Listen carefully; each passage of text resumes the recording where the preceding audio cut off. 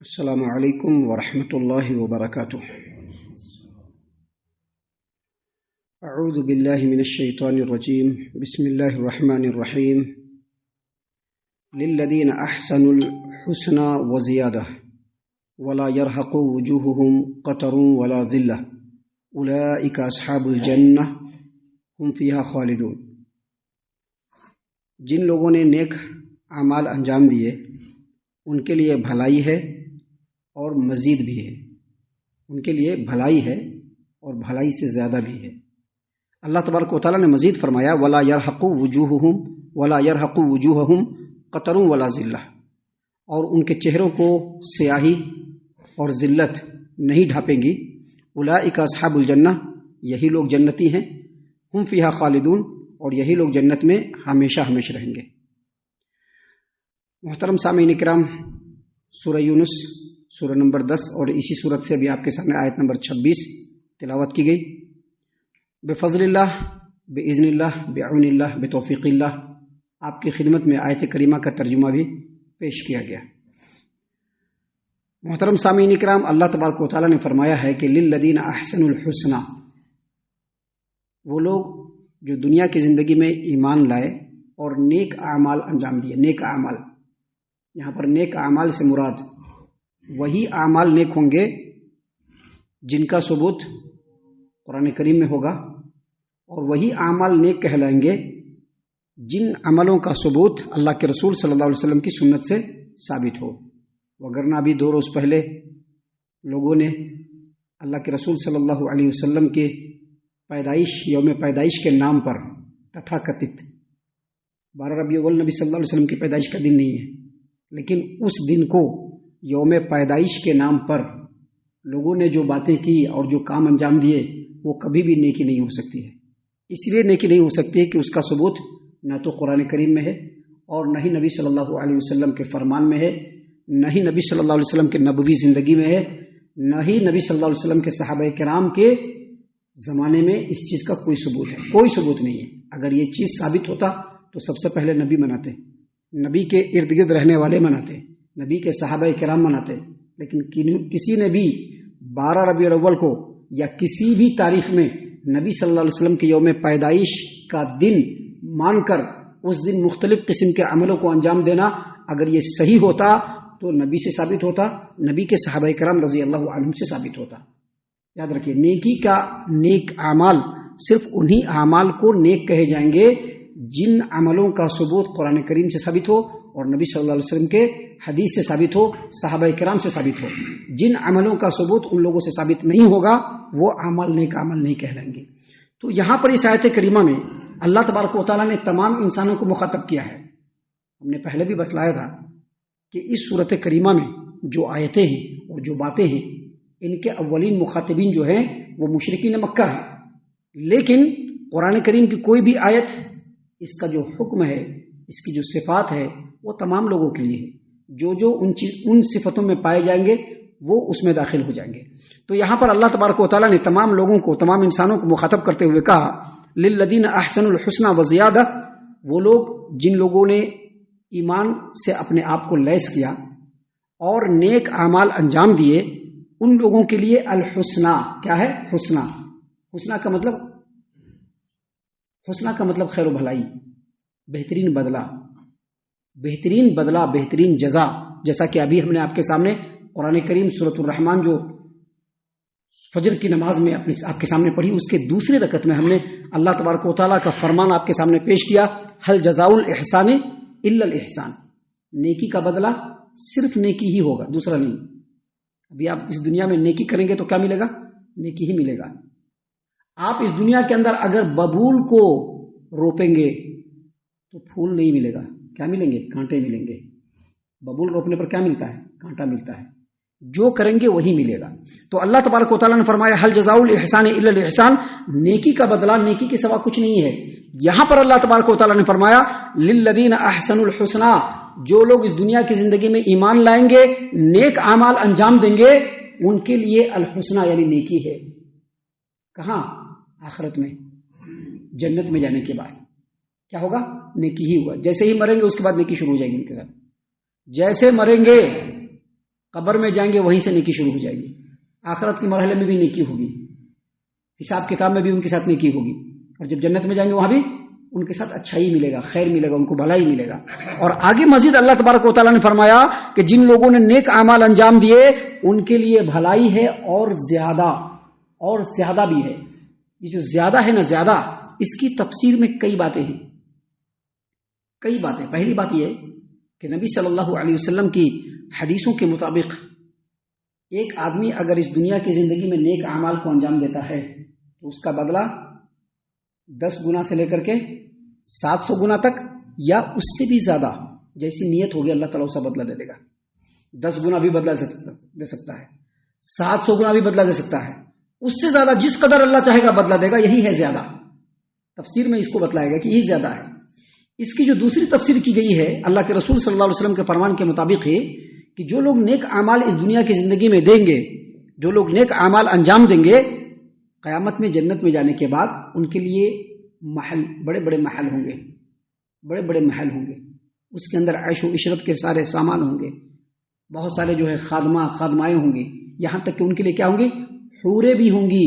اور اللہ تبارک و تعالیٰ نے ان کے لیے ایسی نعمتوں کو تیار کر کے رکھا ہے جو آنکھوں کو ٹھنڈک پہنچانے والی ہے، جن کو اللہ نے چھپا کر کے رکھا ہے، کسی کو بتایا نہیں ہے۔ یہی ہے زیادہ۔ سامعین کرام، زیادہ کے تعلق سے ایک اور تفسیر ہے، وہ یہ کہ جنتی جب جنت کے اندر جائیں گے تو ان کو اللہ تبارک و تعالیٰ جو بے شمار نعمتوں سے نوازے گا، ان نعمتوں میں سے سب سے افضل اور سب سے عظیم جو نعمت ہوگی، سب سے افضل اور سب سے عظیم جو نعمت ہوگی، وہ اللہ تبارک و تعالیٰ کا دیدار ہوگا۔ اللہ کو وہ اپنی آنکھوں سے دیکھیں گے۔ جو مسلمان ہے، جو اللہ پر ایمان رکھتا ہے، چاہت تو دل میں ہے نا کہ اللہ کو دیکھے، ہم ہے کہ نہیں چاہت کہ میں اللہ کو دیکھ لیتا، لیکن دنیا کی زندگی میں اللہ کو ان آنکھوں سے نہیں دیکھ سکتے۔ لیکن مرنے کے بعد جو لوگ نیک ہوں گے، جو لوگ جنتی ہوں گے، جو جنت میں جانے والے ہوں گے، اللہ تبارک و تعالیٰ اپنے دیدار کو ان کے لیے خاص کر دے گا۔ یہ تفسیر جو ہے ابو بکر صدیق رضی اللہ عنہ، حذیفہ بن یمان رضی اللہ عنہ، عبداللہ ابن عباس رضی اللہ عنہما، سعید ابن مسیب، عبد الرحمن ابن ابی لیلہ، عبد الرحمن بن ثابت، امام مجاہد، امام اکرمہ، امام قتادہ، امام سدی اور دیگر کئی مفسرین جو ائمہ مفسرین ہیں، ان تمام نے کہا ہے کہ یہاں پر زیادہ سے مراد اللہ تبارک و تعالیٰ کا دیدار ہوگا جنت میں جنتیوں کو۔ اس سلسلے میں کئی حدیثیں ہیں، جس میں سے ایک حدیث ہم آپ کے سامنے پیش کرتے ہیں۔ اس حدیث کو امام احمد نے اپنی مسند کے اندر صہیب رضی اللہ عنہ سے روایت کیا ہے۔ صہیب رضی اللہ عنہ سے روایت ہے کہ جب جنتی جنت میں اور جہنمی جہنم میں چلے جائیں گے تو اعلان کرنے والا یہ اعلان کرے گا کہ اللہ تبارک و تعالیٰ نے دنیا کی زندگی میں تم سے ایک وعدہ کیا تھا، آج اللہ تبارک و تعالیٰ اس وعدہ کو پورا فرمانا چاہتا ہے۔ جنتی کہیں گے کہ کون سا وعدہ؟ ارے اللہ تبارک و تعالیٰ نے ہم لوگوں کو جنت سے نوازا، ہمارے اعمال کو وزنی بنا دیا، بے شمار نعمتوں سے نوازا۔ کیا اللہ تبارک و تعالیٰ نے ہم لوگوں کو جنت میں داخل نہیں کیا؟ کیا اللہ تبارک و تعالیٰ نے ہم کو جہنم سے نہیں بچایا؟ ابھی یہ لوگ تعجب کا اظہار کر رہے ہوں گے، ابھی یہ لوگ تعجب کا اظہار کر رہے ہوں گے کہ اسی درمیان میں پردہ ہٹے گا اور اللہ تبارک و تعالیٰ اپنے دیدار مبارک کو جنتیوں کو دکھلائیں گے، سارے جنتی دیکھ لیں گے۔ رسول اللہ صلی اللہ علیہ وسلم نے فرمایا کہ اللہ کی قسم، اللہ تعالیٰ انہیں جنت میں بڑی سے بڑی نعمت دے گا، لیکن یہ جو اللہ تبارک و تعالیٰ کا دیدار ہوگا، اس سے بڑی نعمت آنکھوں کو اور دلوں کو ٹھنڈک پہنچانے والی جنتیوں کو نہیں ملے گی۔ اللہ تبارک و تعالیٰ نے یہاں پر تمام انسانوں کو مخاطب کرتے ہوئے کہا ایک بڑے ہی دلنشین انداز میں کہ اگر دنیا کے زندگی کو گزارنے کے بعد آخرت میں آرام اور سکون ظاہری اور باطنی طور پر کرنا چاہتے ہو، پانا چاہتے ہو، تو دنیا کی زندگی میں نبی صلی اللہ علیہ وسلم کے بتائے ہوئے طریقے پر چلو۔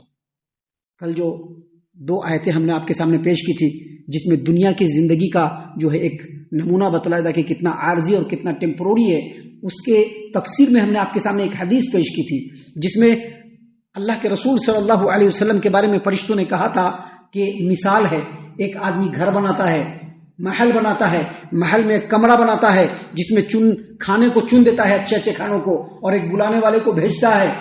جو بلانے والوں کی بات کو مان کر کے محل کے اندر داخل ہوگا، کمرے کے اندر داخل ہوگا، وہ اس میں سے کھائے گا، اور جو نہیں مانے گا وہ محل میں بھی داخل نہیں ہوگا اور کھا بھی نہیں پائے گا۔ اسی طرح سے وہ مثال ہے کہ یہ پوری کی پوری دنیا اللہ تبارک و تعالیٰ نے بنایا، اس میں بلانے والے کس کو بھیجا؟ محمد صلی اللہ علیہ وسلم کو۔ محل کہاں بنایا؟ جنت، اس میں کھانے پینے کا ہر طرح کی نعمت کا سامان اللہ تبارک و تعالیٰ نے مہیا فرمایا. بلانے والے کس کو بھیجا؟ محمد صلی اللہ علیہ وسلم کو. اب جو محمد صلی اللہ علیہ وسلم کی بات کو مانے گا، یاد رکھیے گا، صرف کہنے سے نہیں ہوگا کہ ہم محمد صلی اللہ علیہ وسلم کی بات کو ماننے والے ہیں. عملی طور پر ماننا ہوگا، عملی طور پر ماننا ہوگا، عملی طور پر مانیں گے تب جا کر کے محمد صلی اللہ علیہ وسلم کی بات کو ماننے والے ہوں گے. محض زبانی دعویٰ کر کے کوئی بھی محمد صلی اللہ علیہ وسلم کی بات کو ماننے والا نہیں ہوگا. ایک آدمی اگر نماز پڑھتا ہے اور نبی صلی اللہ علیہ وسلم کے بتائے ہوئے طریقے کے مطابق نماز نہیں پڑھتا ہے، وہ نبی صلی اللہ علیہ وسلم کی باتوں کو ماننے والا نہیں ہے. ایک آدمی نیک اعمال انجام دیتا ہے لیکن محمد صلی اللہ علیہ وسلم کے بتائے ہوئے طریقے کے مطابق نیک اعمال نہیں انجام دیتا ہے، وہ آدمی محمد صلی اللہ علیہ وسلم کی بات ماننے والا نہیں ہے. یہاں پر اللہ تبارک و تعالیٰ نے فرمایا کہ جو لوگ نیک اعمال انجام دیں گے، یعنی محمد صلی اللہ علیہ وسلم کے اطاعت و فرما برداری کریں گے، وہ لوگ کہاں جائیں گے؟ ان کو جنت ملے گی، اور جنت میں نیکیاں ملیں گی، اچھائی ملیں گی، خیر ملیں گی، بھلائی ملیں گی، نعمتیں ملیں گی، اور زیادہ ملے گا. اور وہ زیادہ کیا ہے؟ یہی اللہ تبارک و تعالیٰ کا دیدار. اس کے بعد اللہ تبارک و تعالیٰ نے فرمایا وَلَا يَرْحَقُ وُجُوهُهُمْ قَتَرٌ وَلَا ذِلَّةٌ، وَلَا يَرْحَقُ وُجُوهُهُمْ قَتَرٌ وَلَا ذِلَّةٌ. قیامت کے دن ایسے نیکی کرنے والے، نبی صلی اللہ علیہ وسلم کے نقش قدم پر چلنے والے، نبی صلی اللہ علیہ وسلم کے بتائے ہوئے طریقے پر چلنے والے، ایسے لوگوں کا قیامت کے دن جو اسٹیٹس ہوگا، جو ان کی پہچان ہوگی، جو ان کی علامت ہوگی، وہ یہ کہ نہ تو ان کے چہرے کے اوپر سیاہی ہوگی اور نہ ہی ان کے اوپر ذلت و مسکنت ہوگی. یعنی ظاہری اعتبار سے بھی وہ حشاش بشاش اور خوش و خرم ہوں گے، ظاہری طور پر بھی حشاش بشاش اور خوش و خرم ہوں گے، اور باطنی طور پر بھی وہ لوگ بالکل سکون اور اطمینان سے ہوں گے. اللہ تبارک و تعالیٰ نے قرآن کریم سورۃ الدہر آیت نمبر 11 میں فرمایا فَوَقَاهُمُ اللَّهُ شَرَّ ذَلِكَ الْيَوْمِ وَلَقَّاهُمْ نَظْرَةً وَسُرُورًا. اللہ تبارک و تعالیٰ نے فرمایا ان لوگوں کے لیے تو اللہ تعالیٰ اس دن ان کو سختی سے بچا لے گا.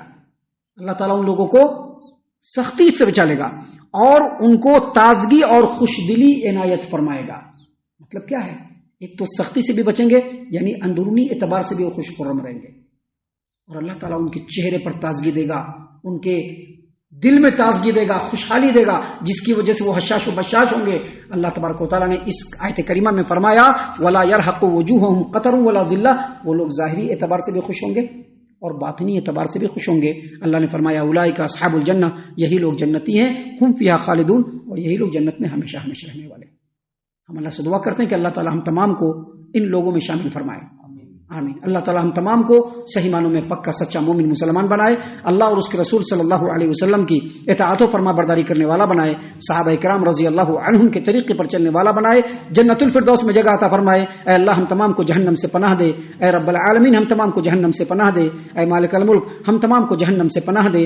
آمین یا رب العالمین. وما علینا الا البلاغ المبین.